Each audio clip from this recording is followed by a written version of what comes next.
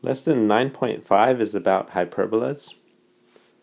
So before we make a hyperbola, the first thing we usually do is label the center. So I'm going to do that first. Today's lesson we're going to focus only on hyperbolas that are centered at the origin. Okay, after we make the center, the next thing you want to do is make a box. So I will show you how to make a box later when we have numbers in our equation, but for now, draw them here.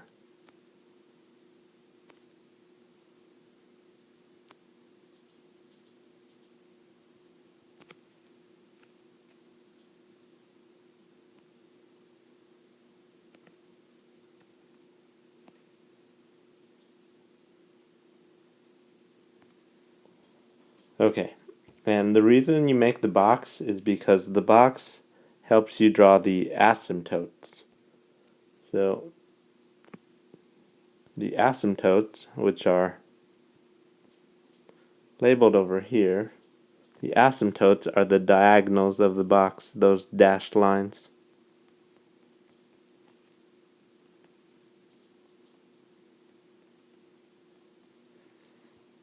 Okay, recall that asymptotes are lines that the graph gets closer and closer to, but never touches.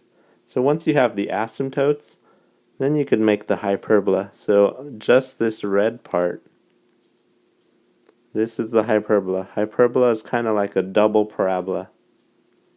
So only the red part is the hyperbola. Notice the hyperbolas get close to the asymptotes, but they never touch.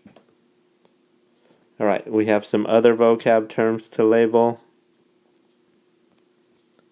So the transverse axis, that is a line segment that goes from one part of the hyperbola to the other. So it goes from one vertex to the other vertex. And because I just used the word vertex, let's label the vertices next.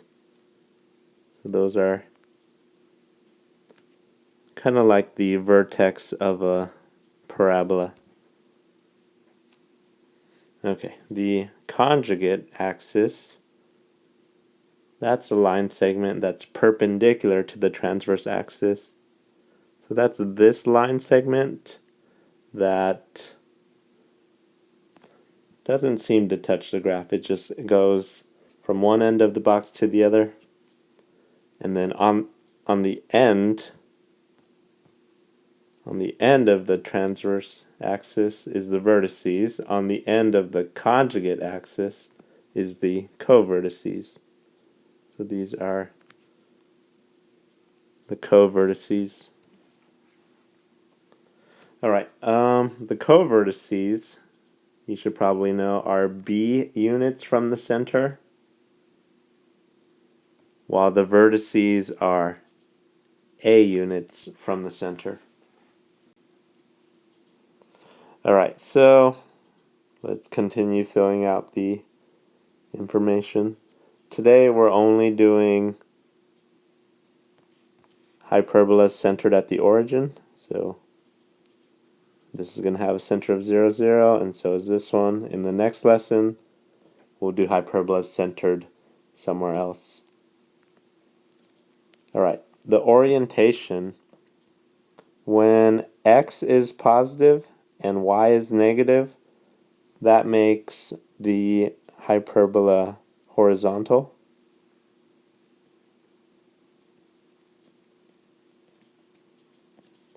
And when it's the other way around, y is positive and x is negative, this is a vertical hyperbola. And one of them has to be negative. If we don't have a negative there, we have a plus, this wouldn't be a hyperbola, it would be an ellipse. Okay, the vertices. The vertices are A units from the center. We know the center is 0, 0. When it's horizontal, you leave the y coordinate alone, and then you put A in the x-coordinate. So plus or minus a comma 0. When it's vertical, you leave x alone, and the plus or minus a goes in the y-coordinate. Alright, for the foci, same thing, but foci is c units away.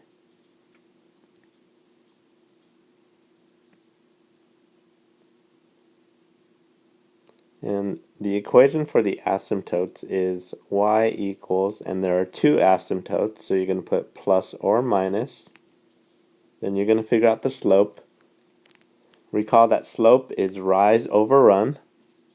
Slope is also when you subtract the y's on top and you subtract the x's on the bottom. So because we want the y to go on top, we look underneath y. Notice there's a b squared. We only take the b. Then under x we see an a. So y equals plus or minus b over a times x. For the vertical ones, it starts out the same, y equals plus or minus. Notice underneath y, this time you have an a. So it's going to be y equals plus or minus a over b times x. And I just realized that we never labeled the foci. So going back to the graph, the foci, remember that for parabolas, the parabolas like to eat the foci, and hyperbolas are similar to that. So the foci are going to be on the inside. And the distance from the center to the foci is c units. Looking at number 1, we know this is centered at the origin because the numerator doesn't have any parentheses. So I'm going to start by putting the center at 0, 0. Now, looking underneath x squared, we see a 36. We take the square root of 36, that is 6, and because it's under x, we go left and right 6 units. Looking underneath y, we see a 9. The square root of 9 is 3, so we go up and down 3 units. Okay, after you have those 4 points, make a box with those 4 points on the outside. Then after you make the box, make the diagonals of that box. So make a dashed line that goes from the bottom left to the top right, and then make another one that goes from the top left to the bottom right. Okay, then you want to draw the hyperbola going close to those asymptotes.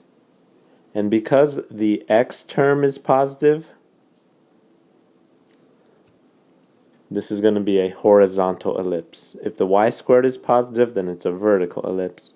So I start on the side of the box because it's horizontal. Then I just make a parabola that goes close to those asymptotes. And then I make another parabola on the other side. And the double parabola makes a hyperbola. So only those red curves are the hyperbola. The blue stuff is just so we could figure out where the hyperbola goes. Okay, we also need to identify the vertices, the foci, and the asymptotes.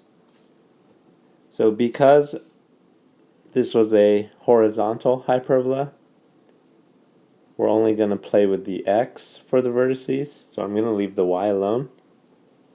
In the x, we want to put a. So a squared was 36, so a is 6, and we put plus or minus 6. Looking at the graph, this coordinate is 6, 0, and this is negative 6, 0. Those are the vertices. Okay, the foci. The foci are c units away from the center. And we give it to the x again because it's a horizontal hyperbola. So to find c, you have to use the Pythagorean Theorem. A squared plus b squared equals c squared. So hyperbolas have a minus here, but they have a plus in this equation. Ellipses are backwards. Ellipses have a plus in the equation for the graph, and a minus in the a squared minus b squared equals c squared equation. Okay, so a squared is just the first denominator. Squared is the second denominator. So c squared equals 45. If you take the square root of 45, 45 is 9 times 5. The square root of 9 is 3. So this is 3 radical 5. 3 radical 5.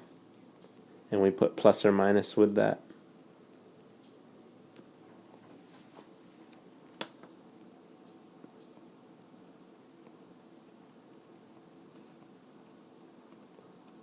Alright, whenever it's centered at the origin, your asymptotes are going to be y equals plus or minus, and then some number for the slope, and then x. So we have to figure out the slope. Remember, slope is rise over run, or it's change in y over change in x. So we always go underneath y first. Square root of 9 is 3. Then we go underneath x. Square root of 36 is 6. And we could actually simplify that. 3 over 6 is 1/2. Right, so we have our vertices, our foci, and then these are the asymptotes.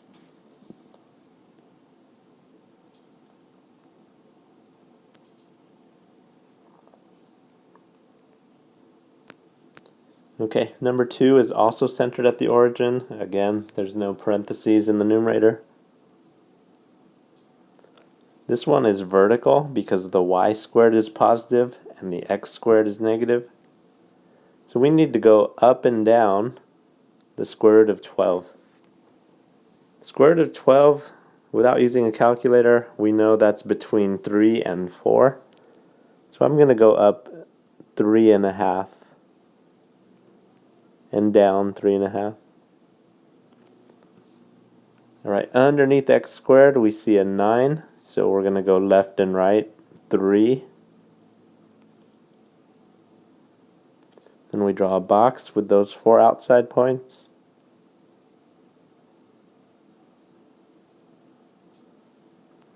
Then you make the diagonals of the box.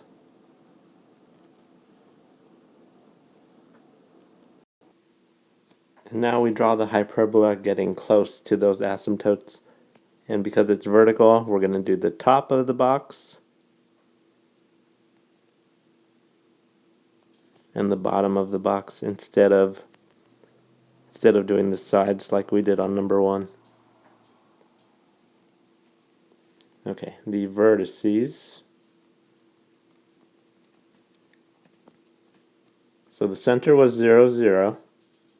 We're going to leave x alone so that the x coordinate is going to stay 0, and we're going to put the a value in the y coordinate.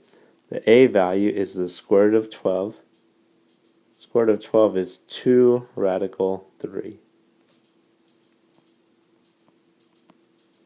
For the foci, again, because it's vertical, we're going to leave x alone, and we want to put the c value in the y coordinate. So the c value,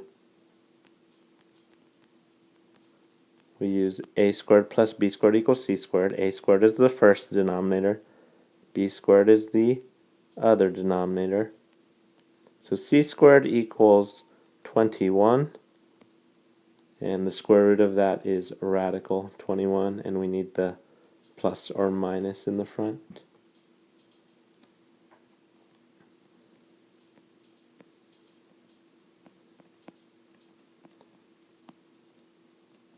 So the asymptotes are always y equals plus or minus something times x.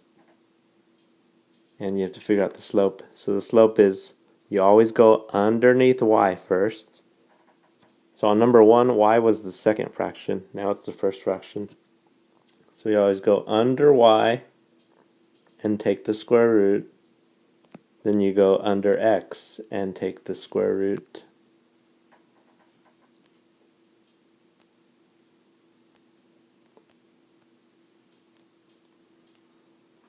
Okay, number 3, also centered at the origin. X is positive, so it's horizontal.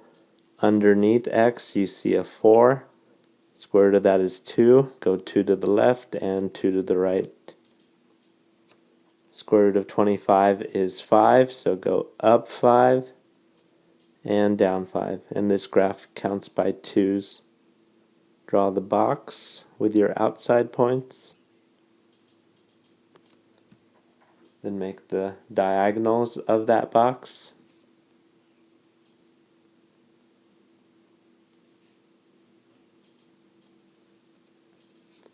This is a horizontal hyperbola, so we start with the sides of the box.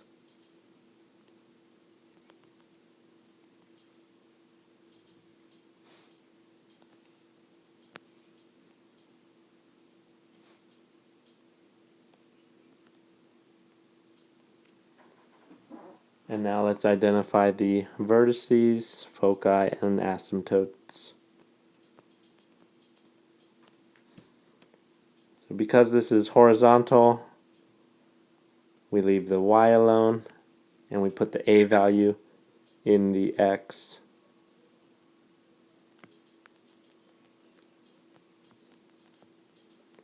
For the foci, we leave the y alone again, and we put the c value. So I won't show my work this time. To get the c value, just add the denominators together and take the square root and put plus or minus.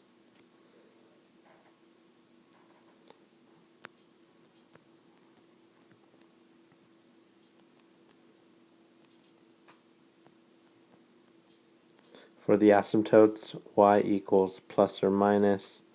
So look underneath y and take the square root. That's 5. Look underneath x and take the square root, and then put an x on the end.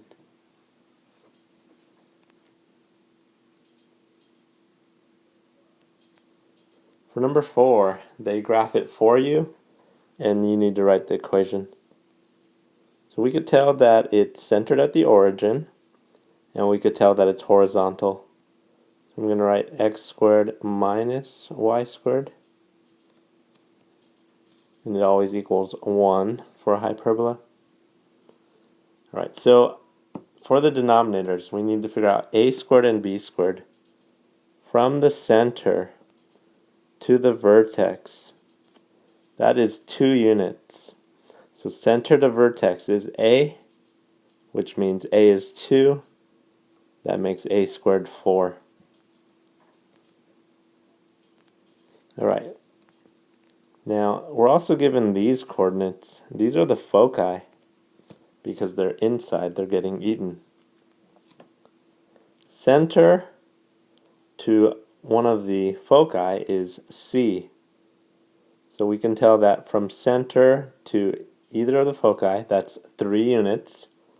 So C equals 3, and now we know a squared and we know c squared.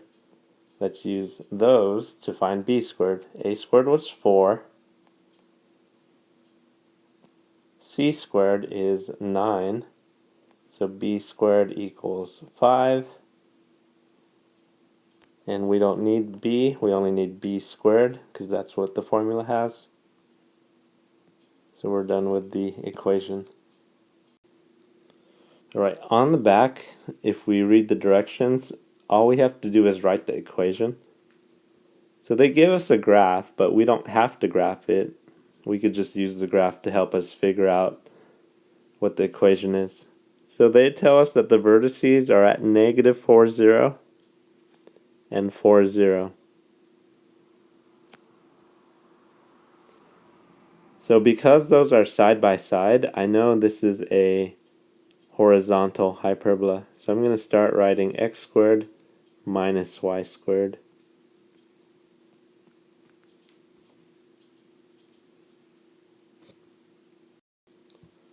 Okay, it's also obvious that the middle of those two vertices is the origin.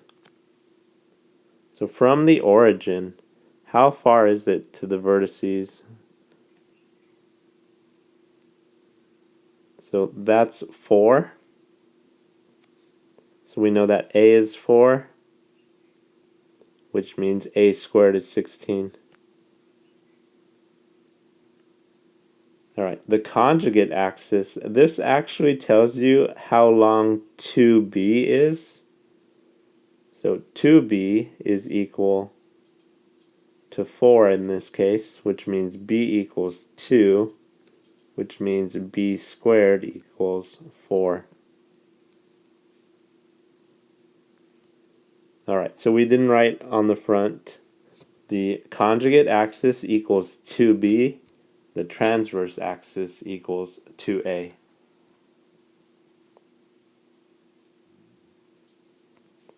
Okay, for number 6, well, I just mentioned the transverse axis equals 2a. So if 2a equals 8, a equals 4. We're also given that the conjugate axis is 6. So the conjugate axis is 2b. That means b equals 3. And let's take it a step further. That means a squared is 16 and b squared is 9. Alright, the other clue is that the transverse axis is vertical.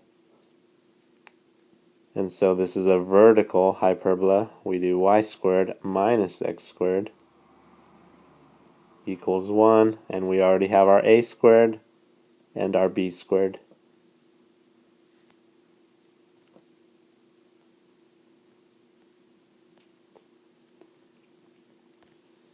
Okay, so looking at number 7, pretty obvious that the center of those is 0, 0. Now, how far is it from 0, 0 to 0, 5? Well, that's 5. So a is 5. How far is it from the center to this focus? Well, that's 6 away. So c is 6. So the vertices are always a units away. The foci are c units away. The co-vertices are b units away. Alright, and I think the last thing we need is to figure out whether it's horizontal or vertical. So if you graph these vertices, you see that they're on top of each other. Because the vertices are on top of each other, that means it's a vertical hyperbola.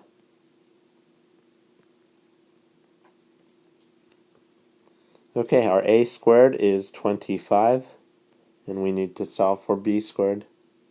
So a squared plus b squared equals c squared. A squared is 25.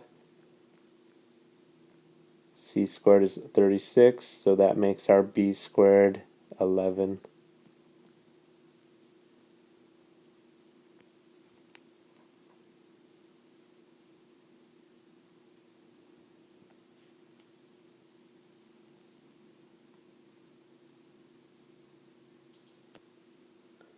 Alright, so to do number 8, it probably would help if you knew the technical definition of a hyperbola. So I'm going to make a very rough sketch of a hyperbola. So a hyperbola is every point where, let's pick a point, take this one for example. If you find the distance to both foci and you subtract those two numbers, that difference will be the same anywhere you go. So if I pick this point, and then I do that minus that, that will also equal, let's pick another point. Let's say this one. So I go to the further foci, the closer foci. Every time you find those two distances, and then you subtract them, that difference will always be the same. Okay, so in this problem, they tell us that two receiving stations, those must be the foci, are 150 miles apart. So because those are the foci, we know that the foci to the center is C. So if we go to both foci, this is 2C. So 2C equals 150. All right, the difference that I was talking about, so this length minus that length, or this length minus that length, that difference is 2A. So they tell us that the airplane is 80 miles farther from one station than the other. So that is our 2A. 2A equals 80. So we should solve for those. C is 75. A is 40. And now we can do the Pythagorean Theorem to find B.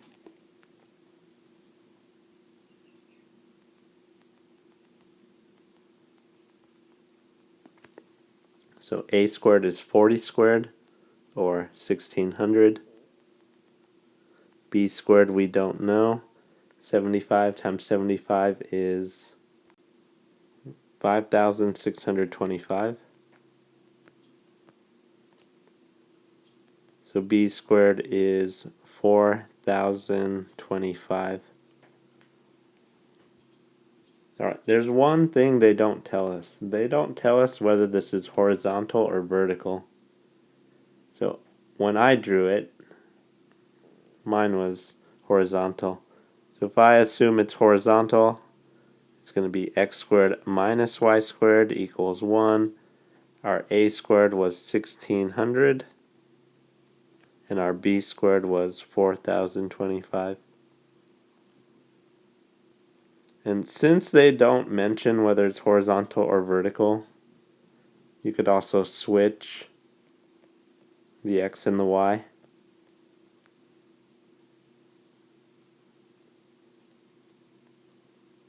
But make sure the a squared stays with the positive one. Okay, that's it for the first half of hyperbolas. In the second half, we'll do hyperbolas that are not centered at the origin.